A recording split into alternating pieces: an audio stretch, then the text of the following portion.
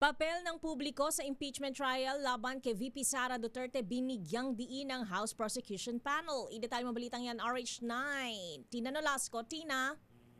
Ms. Thea, welcome kay House Trial Spokesperson at Lanao del Sur Representative Z. Alonto Adyong.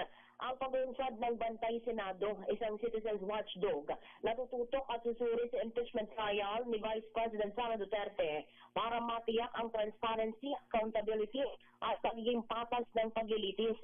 Sa kapihan sa Manila Bay, binigyang diin ni Adyong ang kahalagahan ng papel ng publiko sa pamamagitan ng pagbuo sa naturang citizens watchdog bago pa man magsimula ang paglilitis sa Senado. Para sa kongresista, pagpapakita ito ng pakikisangkot at interes ng publiko sa pagsulong ng pananagutan.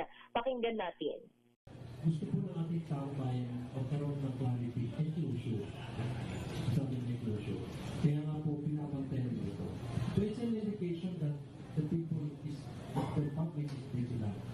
Na gusto nila, either way, kung ma-acquit o ma-convict, it does not matter, no? Para sa kanila. At sa kanila, right now, is to proceed with the trial. Boses ni Audio. Congressman sino yan? Zia Alonto Adyong Lakay.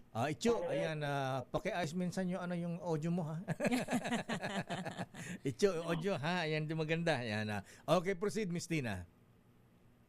Ito si RH19 na Nolasco para sa DZRH, una sa Pilipinas, una sa Pilipinas.